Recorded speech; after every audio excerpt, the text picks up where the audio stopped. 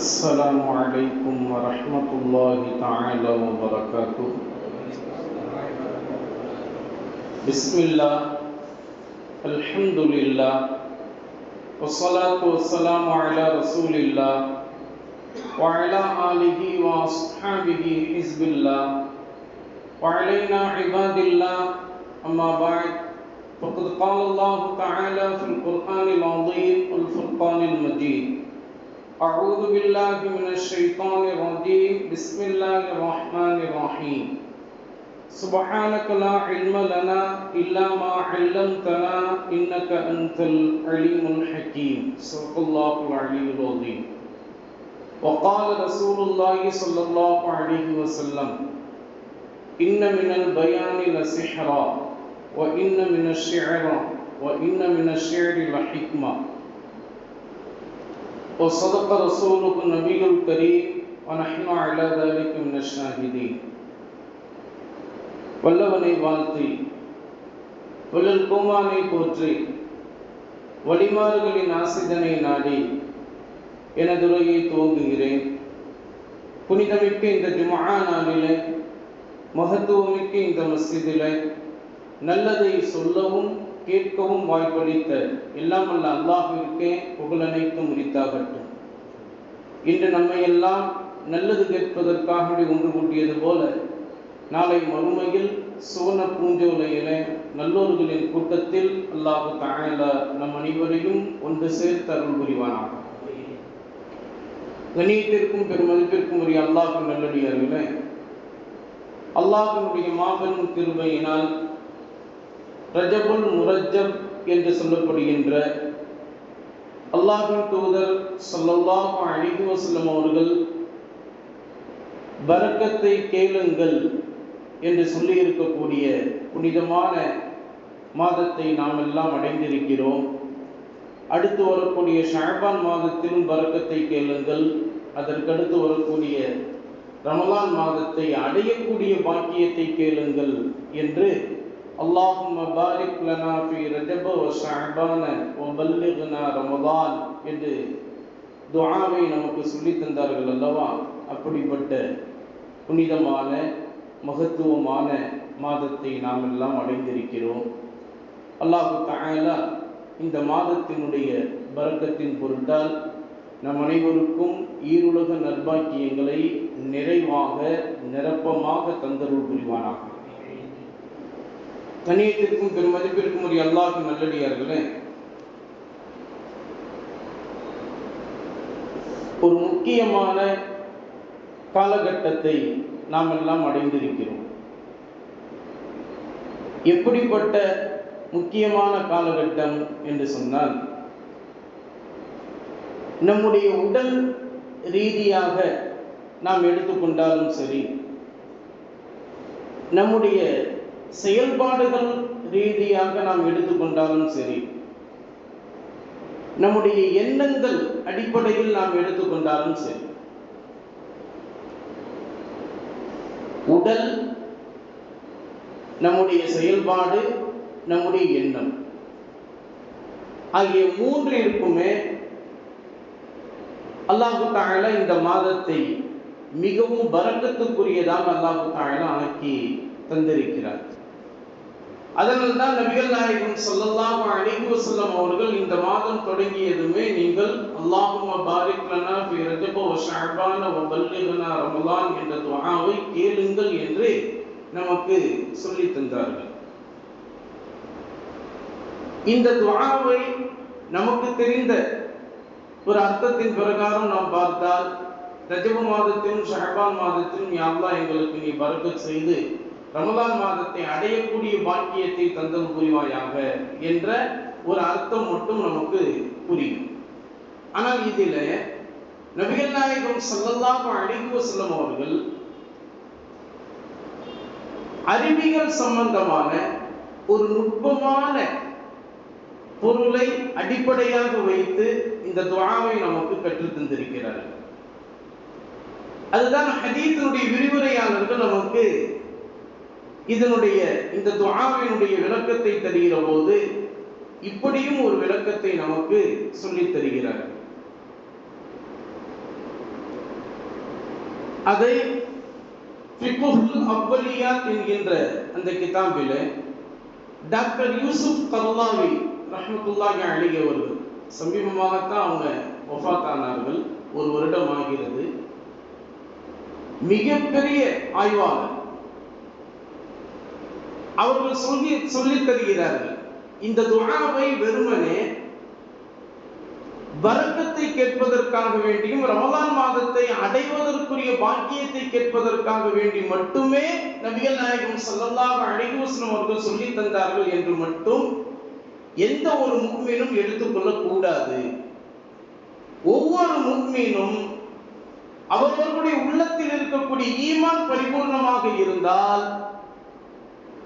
நபிகள் நாயகம் ஸல்லல்லாஹு அலைஹி வஸல்லம் அவர்கள் சொன்ன இந்த துஆவினுடைய ஒரு வரியை சிந்தித்து பார்க்க கடமைப்பட்டிருக்கிறார்கள். காரணம் என்ன தெரியுமா? நபிகள் நாயகம் ஸல்லல்லாஹு அலைஹி வஸல்லம் அவர்கள் 2 மாதத்திலே பரக்கத்தை கேளுங்கள், 1 மாதத்தை அடையக்கூடிய பாக்கியத்தை கேளுங்கள் என்று சொன்னார். ஏன்? ரஜப் மாதத்திலும் ஷஅபான் மாதத்திலும் பரக்கத்தை கேட்டுவிட்டு ரமலான் மாதத்தை அடையக்கூடிய பாக்கியத்தை கேளுங்கள் என்று ஏன் சொன்னார்கள்? ஏன் ரமலான் மாதத்துல யா அல்லாஹ் எங்களுக்கு நீ பரக்கத் செய்யி அப்படின்னு கேட்கலாம், அப்படின்னு சொல்லி இருக்கலாம் அல்லவா? நீங்க ரமலான் மாதத்திலே நீங்க பரக்கத்தை கேளுங்க அப்படின்னு சொல்லி இருக்கலாம்ல.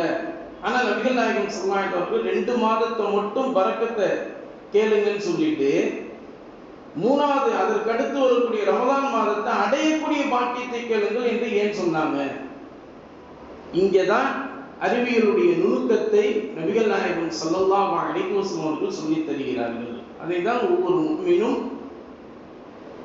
தங்களுடைய உள்ளத்தில் இருக்கக்கூடிய ஈமானின் அடிப்படையில் இதை விளங்கி ஆக வேண்டும், இதைத்தான் முதலில் விளங்க வேண்டும் என்று ஃபிக்ஹுல் அவ்வலியாத், எதை முதலில் விளங்கி எதை முதலில் அமல் செய்ய வேண்டும் என்கின்ற அடிப்படையில் ஆய்வு ரீதியாக அந்த அரபி புத்தகத்தில் அவர்கள் சொல்லித் தருகிறார்கள். அப்படி என்ன நபிகள் நாயகம் ஸல்லல்லாஹு அலைஹி அவர்கள் இங்கு அறிவியல் ரீதியான நுணுக்கத்தை அடிப்படையாக வைத்து சொல்லித் தருகிறார்கள்? காரணம் என்ன? என்ன சொல்ல வருகிறார்கள் என்றால், நபிகள் நாயகம் ஸல்லல்லாஹு அலைஹி வஸல்லம் அவர்கள் ரஜப் மாதத்திலும் ஷஅபான் மாதத்திலும் அல்லாஹ் தஆலா அதனுடைய 60 நாட்களிலும் பரக்கத்தை விசாலமாக அல்லாஹ் தஆலா வைத்திருக்கிறார். ஆனால் ரமலான் மாதத்துல மட்டும் அல்லாஹ் அடையக்கூடிய பாக்கியத்தை அல்லாஹ்விடத்தில் கேட்கணும்னு நபிகள் நாயகம் ஸல்லல்லாஹு அலைஹி வஸல்லம் அவர்கள் சொன்னதற்கு காரணம் என்னன்னா, ரமலான் மாதத்தில் எல்லாவற்றையும் அல்லாஹ் தஆலா வைத்திருக்கிறான். வெறும் பரக்கத்தை மட்டுமல்ல, உடல் ஆரோக்கியம், நம்முடைய எண்ணங்கள் சீராக இருப்பது, நம்முடைய செயல் சீராக இருப்பது, நம்முடைய சொல் சீரான முறையில் அமைவது, நம்முடைய கண் பார்வை சீரான முறையில் இருப்பது, நம்முடைய கையின் செயலாக்கம், நம்முடைய காலினுடைய எந்த இடத்தை நோக்கி நாம் நடக்கின்றோம் என்ற நடைபாதை என்ற அனைத்தையும் ரமலான் மாதத்தில அல்லாஹ் தஆலா புனிதமாக ஆக்கி தந்திருக்கிறான். அதனாலதான் பாத்தீங்கன்னா மற்ற காலங்கள்ல மொத்தம் ஒரு வருடத்திற்கு 12 மாதங்கள் இல்லையா? இந்த 12 மாதங்கள்ல 11 மாதங்கள் நீங்க செய்யக்கூடிய அமல்கள் எல்லாம் ஒரு அமல் செய்தால் ஒரு நன்மை கிடைக்கும் இல்லையா? ஆனா ரமலான் மாதத்துல மட்டும் ஒரு ஃபர்தை தொழுதால் 70 ஃபர்து தொழுவதாக அதற்கான நன்மை உங்களுக்கு தரப்படுகிறது. ஒரு தர்மம் நீங்க மற்ற காலங்கள்ல செய்தால் அந்த தர்மத்திற்கு உண்டான நன்மை தரப்படுகிறது. ஆனா ரமலான் மாதத்துல ஒரு தர்மம் நீங்க செய்தா 70 தர்மம் செய்வதற்கான நன்மை உங்களுக்கு தரப்படுகிறது. மற்ற நேரங்கள்ல குர்ஆன் நீங்க ஒரு முறை ஓதினால் அந்த ஒரு முறை ஓதியதற்கான நன்மை தரப்படும் இல்லையா? ஆனா ரமலான் மாதத்துல ஒரு முறை ஓதினால் 70 முறை ஓதியதற்கான நன்மை உங்களுக்கு தரப்படுகிறது. அதனாலதான் நபிகள் நாயகம் ஸல்லல்லாஹு அலைஹி வஸல்லம் அவர்கள் நீங்க உடல் ஆரோக்கியத்தை கேட்கும் போது கூட, பரக்கத்தை நீங்கள் கேட்கும் போது கூட, நீங்க ரஜப் மாதத்திலும் ஷஅபான் மாதத்திலும் கேட்டதை விட ரமலான் மாதத்துல நீங்க கேட்டா 70 முறை அல்லாஹ்விடத்தில் கேட்பது போல இல்லையா? அப்ப அந்த வகையில் அல்லாஹ் தஆலா உங்களுக்கு எந்த ஒரு நன்மையை தந்தாலும் 70 மடங்காக பன்மடங்காக அல்லாஹ் தஆலா உங்களுக்கு தந்தருள் புரிகிறான். அதனால்தான் குர்ஆனை கூட அல்லாஹ் தஆலா ரமலான் மாதத்தில் இறக்கி அருள் புரிந்தார். 1000 மாதங்களை விட சிறந்த ஒரு இரவை ரமலான் மாதத்தில் அல்லாஹ் தஆலா ஆக்கி தந்தார். அதனால்தான் ரஜப் மாதத்திலும் ஷஅபான் மாதத்திலும் நீங்க பரக்கத்தை கேட்டுவிட்டு ரமலான் மாதத்தை அடையக்கூடிய பாக்கியத்தை நீங்கள் கேட்டாலே எல்லாம் கேட்டதற்குண்டான அந்த சிலர் வந்துவிடும். அந்த வகையில மற்ற காலங்கள்ல நீங்க யாரெல்லாம் எனக்கு உடல் ஆரோக்கியத்தை தந்தருள் புரிவாயாக என்று நீங்க கேட்டீங்கன்னா ரமலான் மாதத்தில் நீங்கள் கேட்கிற போது அந்த துஆவிற்கான மதிப்பே பன்மடங்காக ஆகின்றது. ரமலான் மாதத்தில் நீங்கள் உடல் ஆரோக்கியத்தை யாரெல்லாம் எனக்கு நீ தந்தருள் புரிவாயாக, சிஹத்தையும் ஆஃபியத்தையும் எனக்கு நீ தந்தருள் புரிவாயாக என்று நீங்க துஆ செய்து பாருங்கள். மஸீஹு ஹாதிஹில் உம்மா, இந்த உம்மத்தினுடைய நபி ஈசா அலைஹிஸ்ஸலாத்து வஸ்ஸலாம் அவர்களை போன்றவர்கள் என்று நபிகள் நாயகம் ஸல்லல்லாஹு அலைஹி வஸல்லம் அவர்களால் போற்றப்பட்ட நபி ஈசா அலைஹிஸ்ஸலாத்து வஸ்ஸலாம் அவர்களுடைய குணத்தை அடிப்படையாக வைத்தே வாழ்ந்தவர்கள். நபி ஸல்லல்லாஹு அலைஹி வஸல்லம் அவர்களுடைய தோழர்களில் ஒருவரான ஹஜ்ரத் அபூ தர் கிஃபாரி ரலியல்லாஹு தஆலா அவர்கள் மஸீஹு ஹாதிஹில் உம்மா என்று நபிகள் நாயகம் ஸல்லல்லாஹு அலைஹி அவர்கள் புகழ்ந்து பாராட்டி அவர்களை சொல்லி தந்திருக்கிறார்கள். அவர்கள் கேட்டது ரமலான் மாதத்தில அவர்கள் இப்படிப்பட்ட ஒரு துஆவை கேட்டார்கள். யா அல்லாஹ், அல்லாஹும்ம இன்னி அஸ்அலுக்கல் ஆஃபியத மின் குல்லி பலியா,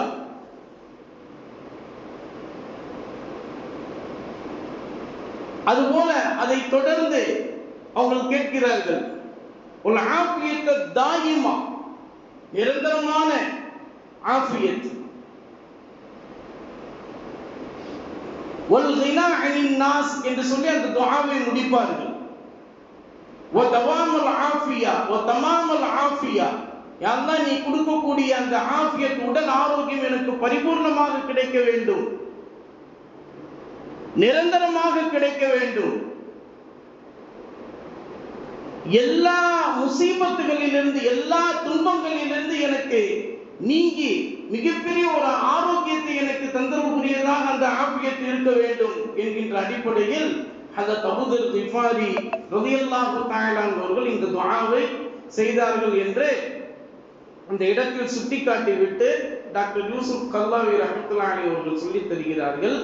அப்படிப்பட்ட அந்த உடல் ஆரோக்கியத்தை நீங்கள் மற்ற காலங்களில் கேட்பதை விட ரமலான் மாதத்தில் நீங்கள் கேட்பது உங்களுக்கு ஆஃபியத்தை பன்மடங்காக ஆக்கி தரும். மற்ற காலங்களில் நீங்க கேட்கக்கூடிய ஒவ்வொன்றுமே, நீங்கள் செய்யக்கூடிய ஒவ்வொன்றுமே ஒரு நன்மை தருகிறது என்றால் ரமலான் மாதத்தில் நீங்கள் கேட்பது நீங்கள் செய்வது எல்லாமே 70 மடங்காக ஆகிவிடுகிறது என்றால் ரமலான் மாதத்தை அடையக்கூடிய பாக்கியத்தை கேளுங்கள். அதை அடைவதே உங்களுக்கு மிகப்பெரிய பரக்கத் என்பதை உணர்த்திதான் நபிகள் நாயகம் ஸல்லல்லாஹு அலைஹி வஸல்லம் அவர்கள் அந்த துஆவை செய்தார்கள் என்று டாக்டர் யூசுப் கல்லாவி ரஹ்மத்துல்லாஹி அலைஹி அவர்கள் இந்த விளக்கத்தை நமக்கு சொல்லி தருகிறார்கள். அந்த வகையில ஒவ்வொரு காலகட்டத்திலும் நாம் கேட்கக்கூடிய துஆக்களிலேயே பிரதானமாக இருக்கக்கூடிய மிகப்பெரிய ஒரு விஷயம் உடல் ஆரோக்கியம். ஏன் தெரியுமா? நபிகள் நாயகம் ஸல்லல்லாஹு அலைஹி வஸல்லம் அவர்கள் அருட்கொடைகள் என்று சொல்லி இருப்பதே 2 தான். நிஅமத்தானி மக்பூனுன் ஃபீஹிமா அஸ்ஸிஹத்து வல் ஃபராக். 2 நிஅமத்து தான். நம்ம நினைச்சிருக்கலாம் நிறைய பணம் காசுகள் சம்பாதிப்பது, நிறைய வீடுகள் கட்டி சொந்தமாக்கிக் கொள்வது, நிறைய இடங்கள் வாங்குவது, நிறைய நகைகள் சேமித்து வைத்துக் கொள்வது, இதெல்லாம் தான் மிகப்பெரிய ஒரு அருள் பாக்கியம் என்று உலகத்தினுடைய சூழலில் நாம் அதை விளங்கிக் கொள்ளலாம். ஆனால் ஒரு விஷயத்தை நீங்கள் நன்றாக யோசிக்க வேண்டும். அதுவும் இந்த ஜும்ஆவுடைய சிந்தனையாக நீங்கள் உள்ளத்தில் பதிய வைத்துக் கொள்ள வேண்டும். எவ்வளவு சம்பாதித்தாலும் சரி, உடல் ஆரோக்கியம் இல்லை என்று சொன்னால் நாம் சம்பாதித்த அனைத்துமே ஒன்றுமே இல்லாமல் இருப்பது போலத்தான், இல்லையா? எதுவுமே நம்மிடத்தில் இல்லை, ஆனால் உடல் ஆரோக்கியம் இருக்கிறது என்று சொன்னால் எல்லாமே நம்மிடத்தில் இருப்பதாக அர்த்தம். இது இந்த காலகட்டத்தில், இந்த கால சூழலில் அது கண்டிப்பாக நம்மால் விளங்க முடியும், இல்லையா? ஒரு காலம் இருந்துச்சு, நம்முடைய முன்னோர்கள் எல்லாம் அதிகமான பிள்ளைகளை பெற்றெடுக்கக்கூடியவர்களாக இருந்தார்கள். இன்றைக்கு பிள்ளைகளை பெற்றெடுப்பதற்கு ஒவ்வொருத்தரும் தவமாய் இன்னைக்கு தவித்துக் கொண்டே இருக்கிறார்கள். பிள்ளைகளை எப்படியாவது நாம் பெற்றெடுக்க வேண்டும் என்ற ஒரு ஆசையில் எதையோ நோக்கி சென்று கொண்டிருக்கிறார்கள், இல்லையா? ஆனால் நம்முடைய முன்னோர்கள் எல்லாம் அப்படிப்பட்ட உடல் ஆஃபியத்தோடு அத்தனை குழந்தை செல்வங்களை பெற்றெடுத்து எல்லோரையும் நன்றாக வளர்த்து நன்றாக ஆளாக்கி எல்லோரையும் அவர்களை நினைத்து துவா செய்யக்கூடிய மக்களாக அவர்களை உருவாக்கி விட்டு சென்றிருக்கிறார்கள். இதுதான் நம்முடைய முன்னோர்கள் செய்யா. ஆனா இன்னைக்கு உள்ள காலகட்டத்தில் அப்படிப்பட்ட ஒரு உடல் ஆரோக்கியம் நம்மிடத்தில் இருக்கிறதா? யோசித்து பாருங்கள். ஏன் இல்லாமல் போனது? அந்த ஒரு உடல் ஆரோக்கியம் நம்மிடத்தில் ஏன் இல்லாமல் போனது? நபிகள் நாயகம் ஸல்லல்லாஹு அலைஹி வஸல்லம் அவர்கள் இந்த உலகத்தில் அடையக்கூடிய மிகவும் மதிப்பான ஒரு பொருளாக நினைக்கக்கூடிய அருட்கொடைகள் ரெண்டு. ஒன்று அஸ்ஸிஹத்து, உடல் ஆரோக்கியம். இன்னொன்று வல் ஃபராக், ஓய்வெடுக்கக்கூடிய நேரம். இந்த இரண்டுமே இன்றைய காலகட்டத்தில் சிறு பிள்ளையிலிருந்து பெரியவர்கள் வரை இந்த இரண்டுமே இல்லாமல் போயிட்டு, இல்லையா? சிறு பிள்ளைகளிடத்தில் செல்போன் கொடுத்தா வாப்பா அம்மா வரது போறதே தெரியாது. ஒரு காலத்துல நம்முடைய தந்தை வீட்டிற்குள் வரப்போகிறார்கள் என்று நம்முடைய அம்மா சொன்னாங்கன்னா உடனே எழுந்திருச்சு நின்றுவோம். பாப்பா வராங்க, தந்தை வராங்க, எந்திரிச்சு நின்று சலாம் சொல்லுவோம், அஸ்ஸலாமு அலைக்கும் பாப்பா அப்படி சொல்லுவோம். ஆனா இன்னைக்கு நம்முடைய பிள்ளை செல்வங்கள் நம்ம உள்ள வரோம், உள்ள வந்து எல்லா விதமான தேவைகளையும் முடிக்கிறோம். ஆனா நம்முடைய பிள்ளை செல்வங்கள் செல்போனை பார்த்துக்கிட்டே இருக்கிறாங்க. சலாமும் சொல்றது இல்லை, தந்தை வந்து விட்டார்களே என்று சொல்லி அவங்களுக்கு மரியாதையும் செலுத்துறது கிடையாது, அம்மாவுக்கும் மரியாதை செலுத்துறது கிடையாது, வீட்டில் உள்ள எந்த பெரியவர்களுக்கும் மரியாதை செலுத்துவது கிடையாது. இப்படி நம்முடைய காலம் போய் கொண்டிருக்கிறது. ஆனா நம்மள்கிட்ட என்ன அப்படின்னா பெருமையான ஒரு வார்த்தை இருக்கும். என்னன்னா, என் பிள்ளைகிட்ட செல்போன் கொடுத்தா உலகத்தையே காட்டி தருவான் சார். உங்களுக்கு சொர்க்கம் வேணுமா, சொர்க்கத்தை பார்க்கணுமா, என் பிள்ளைகிட்ட செல்போனை கொடுங்க, சொர்க்கத்தையே காட்டி தரும். பெருமையா சொல்லும். இதெல்லாம் பெருமையா? இது நமக்கு நியாமத்தா? ஒன்றுமே இல்லையே. நபிகள் நாயகம் ஸல்லல்லாஹு அலைஹி வஸல்லம் அவர்கள் சொன்ன அருட்கொடையான ரெண்டு நியாமத்துகள், ஒன்று உடல் ஆரோக்கியம், இன்னொன்று ஓய்வு தன்மை. எப்போது நம்முடைய முன்னோர்கள் எல்லாம் காலையில் சீக்கிரமாக எழுந்திருத்து மாலையில் சீக்கிரமாக தூங்கி பழகினார்களோ அதை வரைக்கும் அவர்களுடைய வாழ்க்கை, அவர்களுடைய எல்லா விதமான பொருளாதாரம் எல்லாம் செழிப்பாக இருந்தது. அவர்களுடைய மூளையின் வளர்ச்சி, அறிவின் வளர்ச்சி, சிந்தனை எல்லாம் சரியாக இருந்தது. ஆனா அவங்களுக்கு படிப்பறிவு அவ்வளவு இல்லாமல் போயிட்டாலும் உலகத்தினுடைய சூழலை எல்லாம் சமாளிக்கக்கூடிய அளவுக்கு அவர்களுக்கு திறன் இருந்தது, தெம்பு இருந்தது. உடலிலும் உள்ளலிலும் எல்லா விஷயத்திலும் அவர்களுக்கு பலம் இருந்தது. ஆனா இன்னைக்கு நம்முடைய பிள்ளை செல்வங்கள் அறிவில் வளர்ச்சி, எல்லா விதமான வளர்ச்சியும் இருக்கிறது. ஆனா உடல்லையும் தெம்பு இல்லை, உள்ளத்திலையும் தெம்பு இல்லை, அறிவிலையும் அந்த அளவுக்கு உண்டான செழிப்பான ஒரு தெளிவான ஒரு அறிவு இல்லை, இல்லையா? நம்முடைய பிள்ளை செல்வங்கள்ட்ட உடல் ஆரோக்கியமே கிடையாது. இன்றைக்கு எல்லா விதமான பிள்ளை செல்வங்களிலிருந்து சிறுவர்களிலிருந்து பெரியவர்கள் வரை உடல் ஆரோக்கியத்தில் குன்றி போய் இருக்கிறோம். காரணம் என்ன தெரியுமா? நம்மெல்லாம் இன்னைக்கு காலையில் எழுந்திருக்கிறதே கிடையாது. நம்ம எழுந்திருக்கிறதே நடுப்பகல் 11 மணி. நம்ம தூங்குறது இரவின் நடுநிசி 1 மணி. இப்படித்தான் நாம் தூங்குகிறோம். ஆனால் நம்முடைய எப்படிப்பட்ட சமுதாயமாக நாம் இருந்தோம்? காலையில் விரைவாக எழுந்திருத்து மாலையில் விரைவாக தூங்கக்கூடிய சமுதாயமாக நாம் இருந்தவரை எந்த எதிரிகளும் நம்மை அடிக்கவில்லை, எந்த எதிரிகளாலும் நம்மை ஒன்றும் செய்ய முடியவில்லை. அவ்வளவு பலமானவர்களாக இருந்தோம். அப்படிப்பட்ட தலைமுறையினராக நாம் வாழ்ந்து வந்தோம். எப்போது நம்முடைய வாழ்க்கையினுடைய அந்த லைஃபினுடைய அந்த நடைமுறையே மாறி போச்சோ, காலையில் எழுந்திருக்காம நடுப்பகல்ல எழுந்திருச்சு இரவின் நடுநிசையில தூங்கி நாம் பழகினோமோ, அப்போதிலிருந்தே நம்முடைய ஆரோக்கியம் எல்லாம் எப்படி ஆகிவிட்டது என்று சொன்னால், ஹாஸ்பிட்டல் வாழ்க்கையை விட்டு இன்று நீங்கியவர்கள் யாருமே கிடையாது, இல்லையா? உங்களுடைய உள்ளத்தில் நீங்கள் கேட்டுக்கொள்ளுங்கள். ஒவ்வொருத்தரும் ஒவ்வொரு நாளுமே நம்முடைய முன்னாள் வாழ்க்கையில, முன்னோர்களுடைய வாழ்க்கையில நம்முடைய நெஞ்சுக்கிட்ட நம்முடைய பாக்கெட்ல ஒன்று குரான் இருக்கும், அல்லது வேறு ஏதாவது ஒரு முக்கியமான விஷயங்கள் இருக்கும். ஆனா இன்றைக்கு நம்முடைய பாக்கெட்ல மாத்திரை இல்லாமல் நாம் இருப்பதில்லை, செல்போன் இல்லாமல் நாம் இருப்பதில்லை.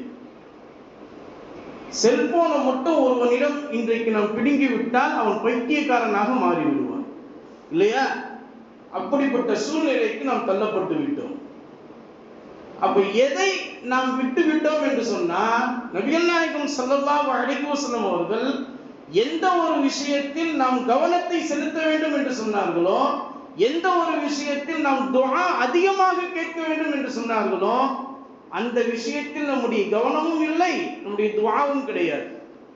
ஹஜ்ரத் அப்பாஸ் ரலியல்லாஹு தஆலா அன்ஹு அவர்கள் நபிகள் நாயகம் ஸல்லல்லாஹு அலைஹி வஸல்லம் அவர்களிடத்தில் வந்து, அல்லாஹ்வின் தூதர் ஸல்லல்லாஹு அலைஹி வஸல்லம் அவர்களே, நான் அல்லாஹ்விடத்தில் கேட்க வேண்டிய விஷயங்களிலேயே முதலில் எதை கேட்க வேண்டும்? நல்லா கேட்கணும். எல்லாத்தையும் கேட்கலாம் அல்லாஹ்ட்ட. உங்களுக்கு எல்லா விதமான சலுகையும் உண்டு, எல்லா விதமான உரிமையும் உண்டு. ஆனா எதை அல்லாஹ்விடத்தில் முதலில் கேட்க வேண்டும் அது தெரியணும்ல.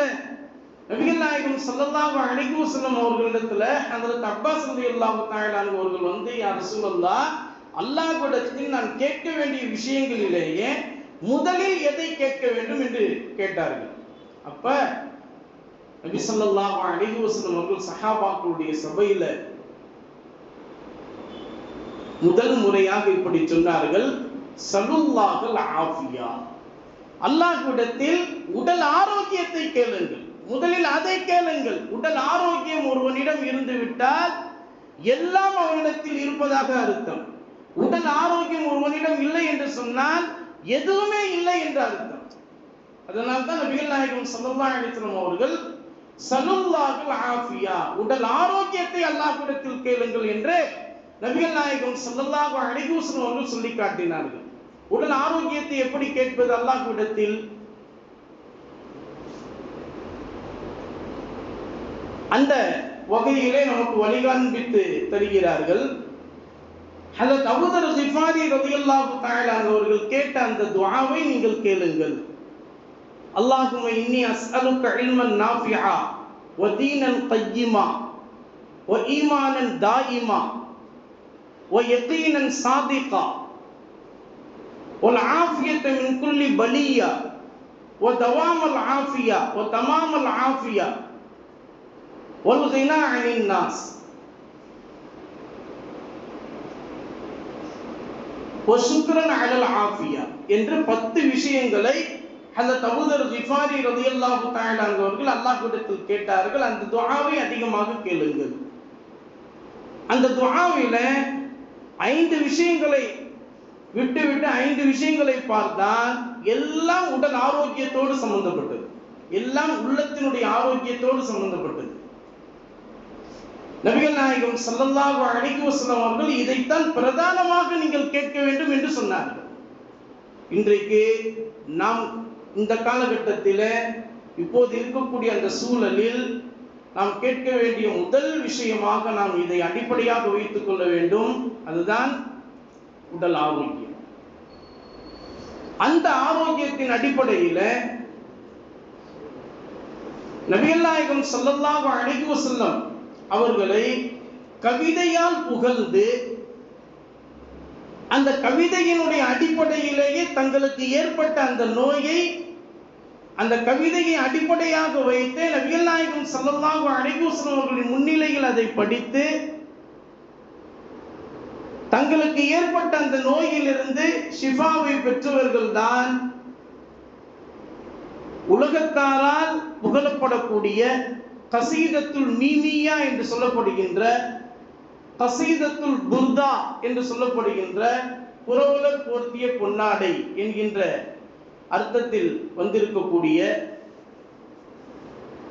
அந்த புர்தாவில் ஹதரத் இமாம் பூஸ்ரி ரஹ்மத்துல்லாஹி அலைஹி அவர்கள், அவங்களுடைய பேரே முஹம்மது ஷர்ஃபுத்தீன் அல் பூஸ்ரி ரஹிமஹுல்லாஹ் என்று வரலாற்று ஏடுகளில் பதிவு செய்யப்பட்டிருக்கிறது.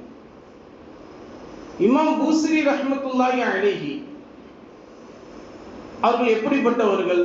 அவருடைய வாழ்க்கை வரலாற்றாசிரியர் நமக்கு சொல்லித் தருகிறார்கள். கிட்டத்தட்ட ஹிஜ்ரி 800ஆம் நூற்றாண்டிலிருந்து 9ஆம் நூற்றாண்டு வரைக்குள்ளாக வாழ்ந்தவர்கள். இமாம் பூஸ்ரி ரஹ்மத்துல்லாஹி அலைஹி அவர்கள் அரசாங்க ஊழியராக வாழ்ந்தவர்கள். திடீரென உங்களுடைய மன உந்துதலில் நபிகள் நாயகம் ஸல்லல்லாஹு அலைஹி வஸல்லம் அவர்களுடைய நேசம் அதிகமாகி போனதால் அரசாங்க அந்த ஊழியத்தையே விட்டுவிட்டு இபாதத்தில் அவர்கள் இறங்கினார்கள். இபாதத்தில் இறங்கிய அந்த நேரத்தில் தான் நபிகள் நாயகம் ஸல்லல்லாஹு அலைஹி வஸல்லம் அவர்களுடைய ஹுப்புர் ரசூல் என்று சொல்லப்படுகின்ற மிகப்பெரிய ஒரு நேசத்தை அவருடைய உள்ளத்தில் பதிய வைத்ததால் உடல் முழுவதும் இரத்தத்தில் ஊறி அவர்கள் அந்த நேசத்தை கவிதையால் அவர்கள் பாடினார்கள். 160 கன்னிகள் அதில் வரும். இந்த 160 கன்னிகளும் அவர்கள் ஆரோக்கியமாக இருக்கின்ற காலகட்டத்தில் அவர்கள் எழுதியது. இதற்கு பிறகு கொஞ்ச காலம் கழித்து அவர்களுக்கு பக்கவாத நோய் ஏற்பட்டு கைகளும் கால்களும் விழுந்து படுத்த படுக்கையாக இருந்த அந்த சமயம் திடீரென அவர்களுக்கு இரவு தஹஜ்ஜுதுடைய அந்த நேரத்தில் மனதில் ஒரு விதமான எண்ணம் தோன்றியது. நாம் எழுதிய கசீதத்துல் மீமியாவை நாம் படிக்கலாமே, நபிகள் நாயகம் ஸல்லல்லாஹு அலைஹி வஸல்லம் அவர்கள் மீது ஸலவாத்து சொல்லக்கூடிய ஒரு பாக்கியம் நம்முடைய நாவிற்கு கிடைக்குமே என்கின்ற அடிப்படையில் அந்த தஹஜ்ஜுதுடைய நேரத்தில் கசீதத்துல் மீமியாவை அவர்கள் படிக்க ஆரம்பித்தார்கள். அமின் ததக்குரி ஜீரானின் பிதி சலமி மஸஜ்த தமஅன் ஜரா மின் முகல்லத்தின் பிதமி அம்ஹப்பத்திர் ரீஹு மின் தில்காஇ காலிமத்தின் வஅவுமதல் பர்கு ஃபில் வல்மாஇ மின் இலமி என்று சொல்லக்கூடிய 160 கன்னிகள். இதை படிக்கின்ற போது திடீரென்று அவர்கள் படித்த அந்த அறைக்குள்ளாக நறுமணம், அத்தர் வாசனை அவர்களுக்கு வந்தது. உடனே எழுந்திருக்க முடியவில்லை. படுத்தவர்கள் அப்படியே சப்தமிடுகிறார்கள். நபிகள் நாயகம் ஸல்லல்லாஹு அலைஹி வஸல்லம் அவர்கள் வந்து விட்டார்கள், அவர்களை வரவேற்பதற்கு வாருங்கள் என்று சொல்லி குடும்பத்தார்களை அழைக்கிறார்கள். அந்த நேரத்தில் வந்து குடும்பத்தார்கள் பார்க்கிறார்கள், நறுமணம் மட்டும் அந்த அறை முழுவதுமாக இருக்கிறது. ஆனால் யாருமே வந்தது போல் தெரியவில்லையே. ஆனால் இமாம் பூஸ்ரி ரஹ்மத்துல்லாஹி அலைஹி அவர்கள் சொல்லிவிட்டு அப்படியே அவர்கள் மயக்கத்தில் உறங்குகிறார்கள். அந்த இடத்தில்தான் நபிகள் நாயகம் ஸல்லல்லாஹு அலைஹி வஸல்லம் அவர்கள் அஜல்லு ஸஹாபத் என்று சொல்லப்படுகின்ற உயர்ந்த சஹாபாக்களோடு வருகை புரிந்து இமாம் பூஸ்ரி ரஹ்மத்துல்லாஹி அலைஹி அவர்களை அந்த கவிதையை மீண்டும் நீங்கள் படியுங்கள்.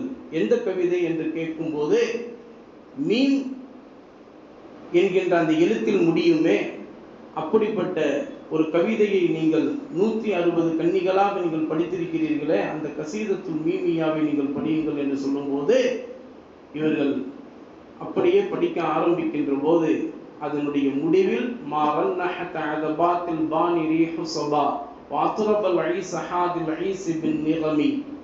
இந்த உலகத்தில் எத்தனை கவிநயங்கள் வந்தாலும் சரி, நபிகள் நாயகம் ஸல்லல்லாஹு அலைஹி வஸல்லம் மலைச்சாரல் இந்த உலகத்தில் பொழிந்து கொண்டே இருப்பது போல நபிகள் நாயகம் ஸல்லல்லாஹு அலைஹி வஸல்லம் அவர்கள் மீது ஸலவாத்து சொல்லிக் கொண்டே இருக்கின்ற வரை எல்லா விதமான நலன்களும் எல்லா விதமான செழிப்புகளும் உண்டாகும் என்று சொல்லி அந்த கவிதையை முடித்தார்கள்.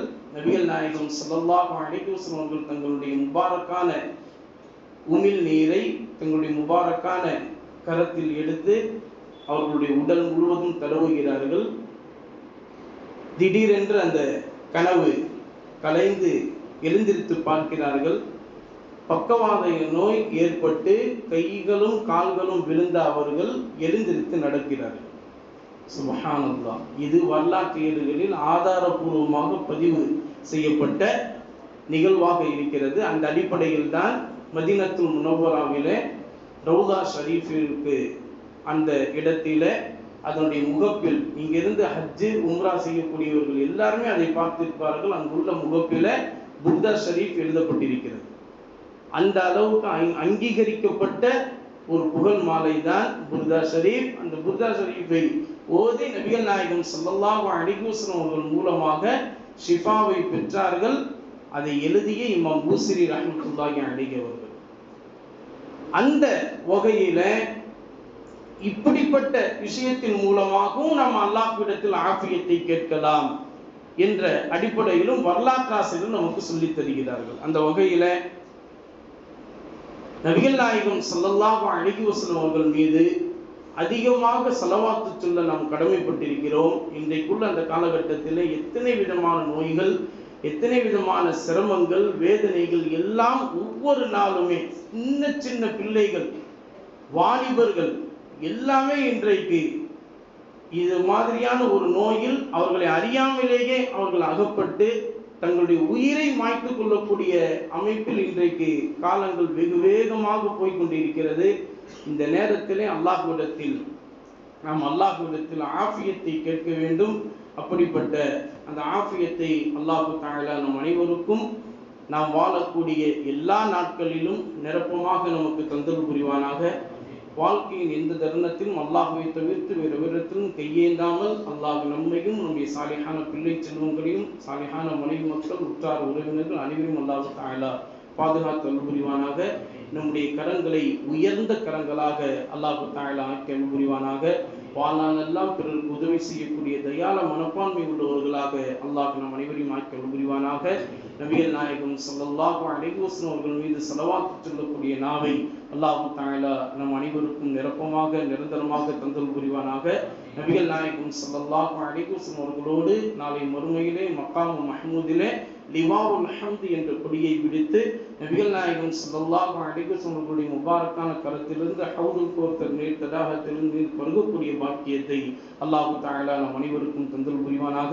நாளை மறுமையிலே ஷஃபாஅத்துல் உதுமா என்று சொல்லப்படுகின்ற மகத்தான சிபாரிசு பெறக்கூடிய தௌஃபீக்கை அல்லாஹ் நம் அனைவருக்கும் தந்தல் புரிவானாக.